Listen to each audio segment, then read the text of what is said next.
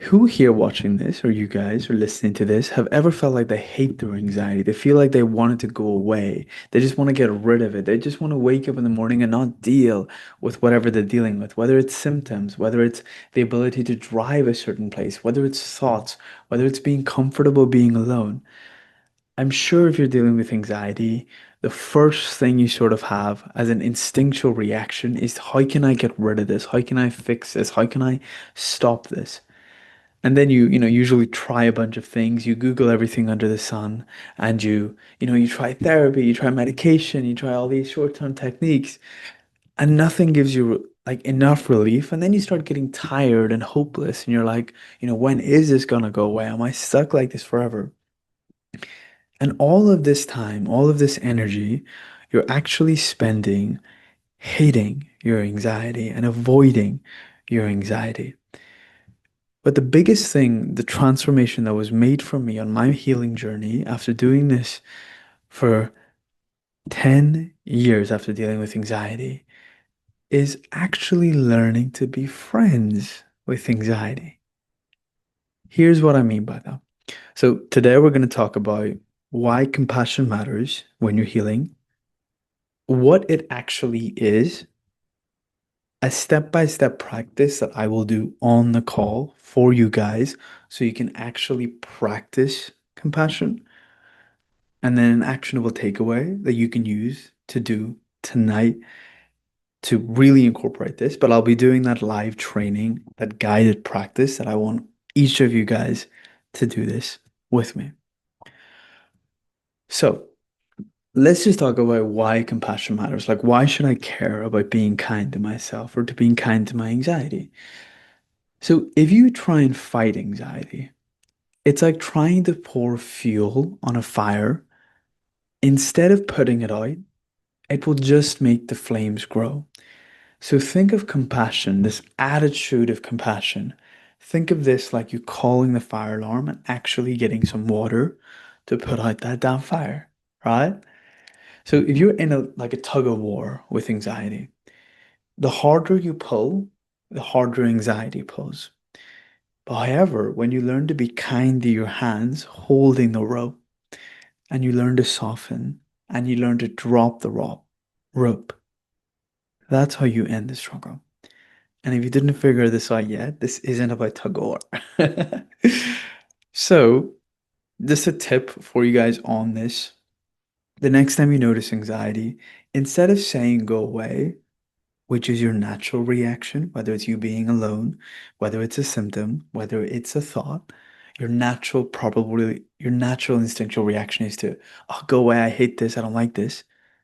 Why don't you practice gently saying, it's okay. I'm here. I'm listening. Or something along those lines that's kind. And if we just define what compassion is, which we will be doing now, think of compassion like an attitude, right? It's kind of like, if you ever met someone, if you're in a conversation with someone and they're passive aggressive, right? Like they say words objectively, it seems like they're saying kind words, but they're actually being very passive aggressive with their expressions, with their like their tone. They're like, oh yeah, I totally want that for you. But then like they don't really mean it, right? They're passive aggressive. Their attitude is a problem there, not the words they say. So when you're being compassionate, your attitude matters a whole lot. And we'll talk about actually creating this attitude in the live guided training as well. So, what is compassion? Like, what is this feeling of compassion, right? This is where I actually want you guys to do this with me. Okay. So if you can, hopefully you can do this with me and you can repeat this as many times as you like. So the first point I just want to make before I get into the guided practice is actually, wait. Yeah. So the first point I want to make before I get into the guided practice is that it's not like this abstract word. It's not like a concept. It's something you can feel. Like if I were to touch your shoulder right now, you would feel it, right? So you want to feel compassion. It's kind of like when you feel an emotion, like sadness or anger, you feel it, right? But compassion is this emotion that you can also feel and take within you. So it almost feels like this sort of warmth. But I want you to stay curious as I get into this. So I want, if it's possible for you, just to slow down your body. Just slow it down. Take your time.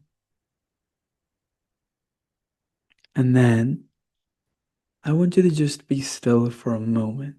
You can still fidget and move if you're doing something, but just try and do it mindfully. And I want you to think of someone that it's very easy to be compassionate towards. This could be your partner, this could be a child that you know, this could be your child, this could be a parent, this could be a pet. Just someone where it's very, very easy for you to actually be kind towards. This could even be 6-year-old you if that resonates with you. But just someone that you feel you can actually be kind towards. Just anyone. It could be your child, it could be anyone. It doesn't matter if you find it hard to show compassion to yourself for this moment. So I want you to picture that person or pet in your mind and just notice the feeling that might create as you think of someone you love. You might notice your body naturally softens a little bit. You can even picture this person giving you a hug, just someone where it's very easy to think of love, think of kindness. And I want you to notice where you feel this sort of feeling, this warmth, where you want this person or thing to be okay. For example, I sometimes think of my nephew. He's the cutest little thing, and it's very easy for me to have compassion towards him. So just think of someone, flash them in your mind, and just notice the feeling they create when you think of them and you think of this love that you have for them.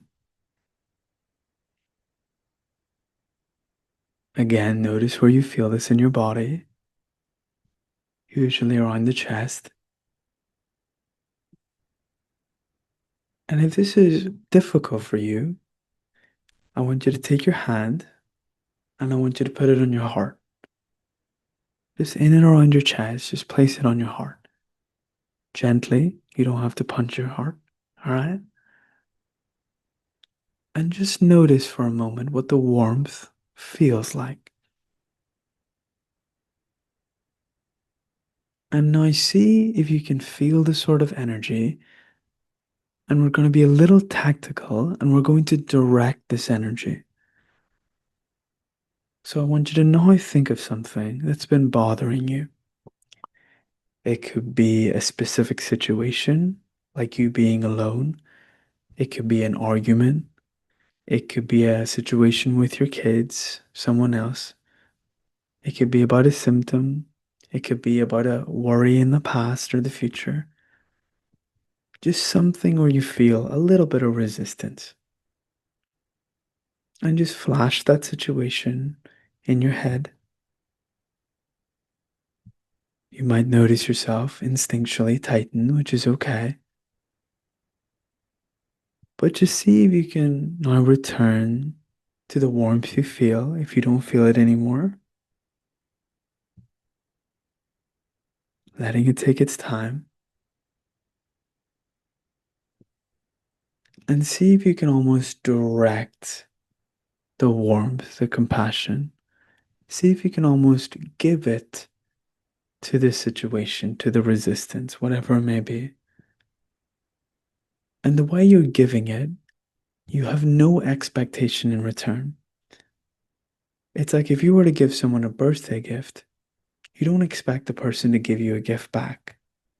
You give it out of love.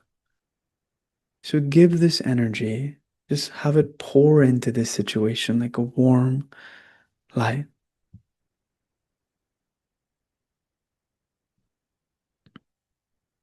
And just notice what that happens or what happens. And if you have a resistance to it, the situation, the symptom, whatever it may be, see if you can practice directing this attitude specifically to the resistance, the part of you that doesn't want to let go, the part of you that wants to fight it or is afraid of the unknown. And now, see if gently in the voice of your mind, you can say something kind. Something like, you got this, I got this, it's gonna be okay. I know it's hard, but it's gonna be okay. You're still learning. I'm allowed to have patience. Just something that feels right for you in that moment. And just notice what effect this has on the resistance. You're not trying to get rid of the resistance, you're just trying to be kind to it.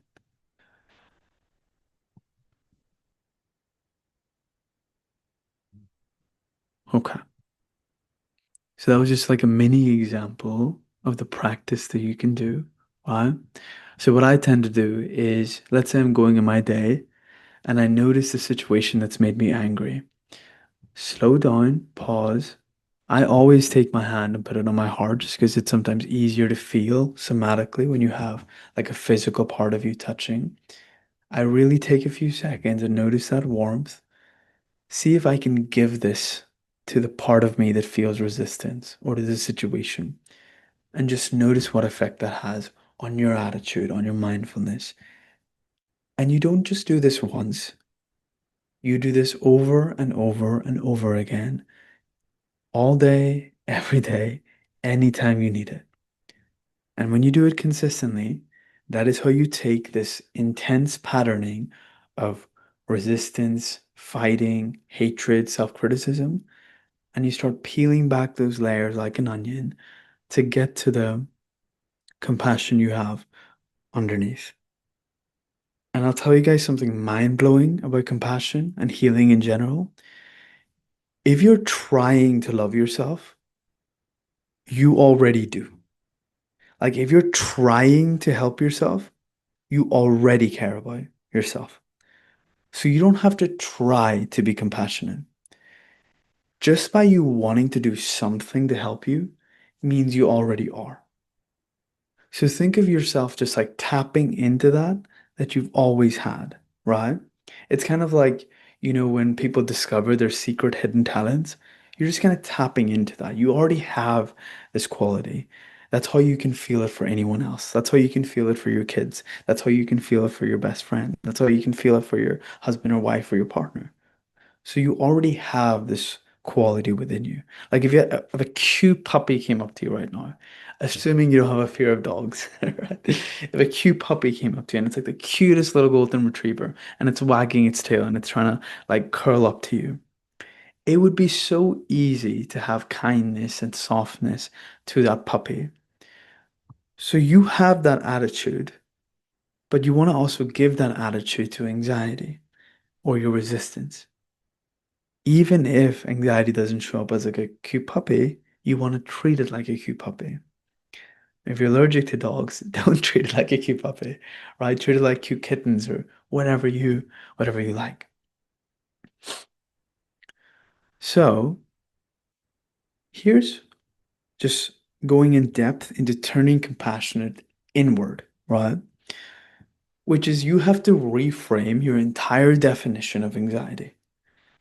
If you see all of the little things that you struggle with, whether it's you over explaining in an anxious relationship, whether it's you not wanting to be alone because you don't like spending time with yourself, whether it's not dealing with a symptom or going outside to certain places because you don't like the resistance, don't treat that like an enemy. Don't treat it like an enemy. It's not an enemy. It's just a part of you crying out for help. That's all it is, right?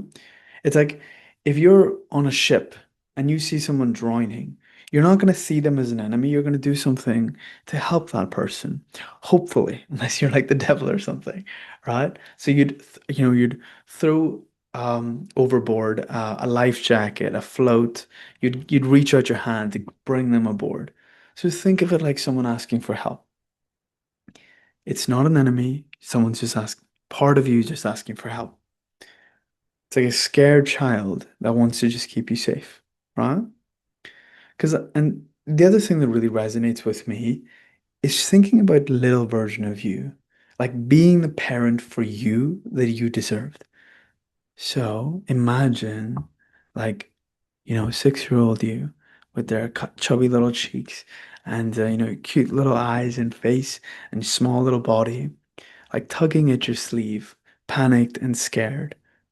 Would you yell at them? Would you shout at them? Would you tell them they didn't do a good job and they should have done this and shouldn't have done this? Or would you say, in a soft tone, kneeling down, I'm here, you're safe, you're gonna be okay. And as soon as you say that, you can see the little version of you, the tears stop a little bit, maybe they feel a little calmer, their breathing steadies. Once they understand that you're there. So do that same thing to yourself. Whenever you're going through life, whether it's at work, whether it's after an argument, whether it's after exposure, and you feel like you don't really have yourself, you feel all over the place, treat yourself like that. Take your hand, put it on your chest, say something like, I see you, I'm here for you. Side note on this, if this feels weird or cringy or unnatural at first, that's okay. Like, that's okay. That's all the more reason to do it because it just proves that you haven't done it enough, right?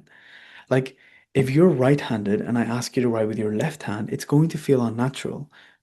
But if you practice that, it's going to start feeling more natural. It's kind of like the first time you learn math, you're like, what the hell are these numbers? Right? The first time you learn subtraction or addition or the times tables, you're like, what is this rocket science?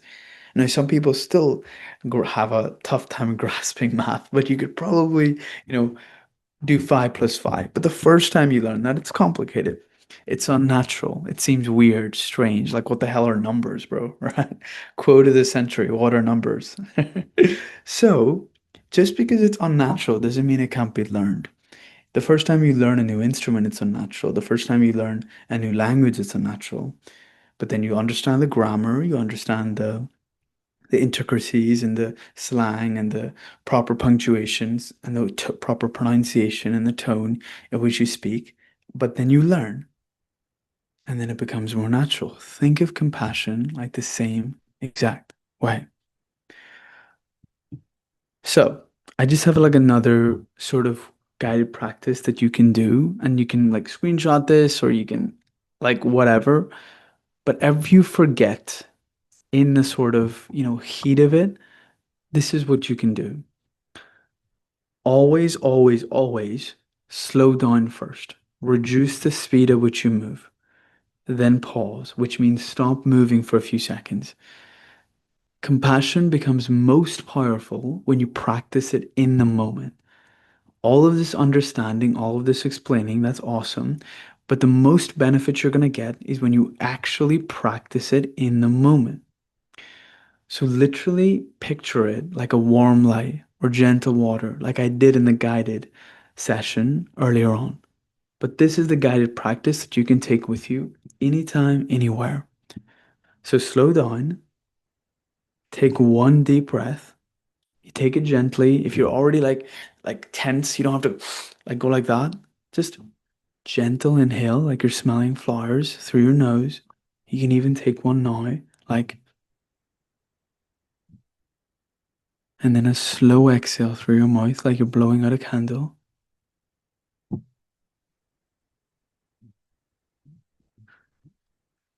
And just notice the anxiety, notice the resistance, whatever thought or symptom is causing you trouble. And now visualize someone where it's easy, the same way you did in the guided practice, someone where it's easy to show love to, kindness to, and redirect that energy towards the resistance, towards wherever you feel it in your body. And it's amazing. Like when you get good at this, it's amazing how the whole sort of anxiety turns into something that isn't even anxiety anymore, which is crazy to me, right? Like this symptom or sensation or emotion that I'm having such difficulty feeling. The moment I stop trying to get rid of it, the moment I stop trying to fight it, and I just offer kindness to it, it's crazy just what a little bit of reassurance can do to your nervous system. So put that warm light and pour into it. Really pour. You don't have to hold back. Like it's okay to love. It's okay to be kind. It's cool to be kind. If you feel like it's weird, that's okay. Show compassion to the part of you that thinks it's cringe. Show compassion to the part of you that doesn't want to do this. Everything, and I mean everything, you can show compassion to. Now, what happens when you do this? And I kind of talked about this already, but something you can just ask yourself is, am I watering myself or am I yelling at myself? So I want you guys to all think of like a plant, right? Think of a plant that has anxiety. If you yell at it, or you be mean to it, or you fight it, it shrivels more. But if you water it, you nurture it, it relaxes and it grows steady. So when you start doing this for anxiety, you change your relationship with anxiety. If you stop fearing it and start caring for it, magical things start happening. So when a symptom arises, ask yourself before you do anything, am I watering this or am I shriveling this? Am I yelling at this? So am I growing or am I choosing not to grow? Am I choosing to love myself right now or am I choosing not to love myself right now? I'll tell you guys an insanely simple question that you can ask yourself as you make decisions in your life. And if you genuinely asked yourself this and actually took action on what you know and feel is right after asking this question, I promise you your mental health will thank you so much. And it's just this. Before you eat something, do something, watch something, say something, ask yourself, am I loving myself right now? Yes or no? If the answer is no, do something different. And if you actually do something different, you become a person who takes decisions where every decision you make is you loving yourself. And guess what happens when you keep making decisions like a person that does love themselves? You become someone that loves himself. I saw this, I think it was a tweet, but I saw this thing and it was like, there's no difference between me and an athlete if I train every day. There's no difference between me and a singer if I sing every day. There's no difference between me and a piano player if I play piano every day. There's no difference between you and a person that doesn't fight anxiety, that has a regulated nervous system, that actually does love themselves, if you act like one, all right? Because if your actions go towards that direction, that changes your identity to that thing, even if you aren't currently that thing. How you do it is how you get there. There's a principle. It's like act, do, be, or something like that. It's like something where you be the thing first before you are the thing, right? So, kind of like an actionable takeaway that I want everyone to take with you guys. This isn't a one-time thing. Like it really, really isn't. If you just do this once, I promise you're giving up on all of the progress that you have if you just did it consistently.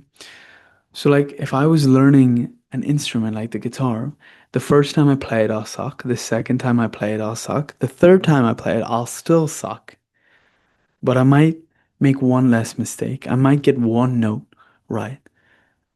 Your fear is fear for a reason, and you've been afraid for a long, long time. But every time you practice, every time you slow down and actually practice saying something kind, practice softening, practice directing this attitude, it gets easier. And then eventually you can play a song. And that becomes your default. Right? That's what's crazy, right? If you really do this and you do this consistently, Compassion becomes your default thing instead of fear. So for the next 7 days, I want you guys to commit to being compassionate to yourself on just one thing. You can hate yourself every other time, but just for one thing, one feeling, one emotion, one situation, I want you to slow down, pause, notice where you feel the resistance, then think of something you're easy to be compassionate towards. And over time, you don't even need to do the third step because you'll just get good at naturally creating that attitude, cultivating that attitude, and then direct it towards a resistance. And just be curious what happens. To keep you accountable, every day at night for 30 seconds, just reflect. I like journaling this, like, how was I kind to myself today? Did you actually respond to your anxiety or were you mean to it? So that's why I kind of made the title Making Friends with Anxiety. So were you building that relationship with hatred or were you changing that relationship with love?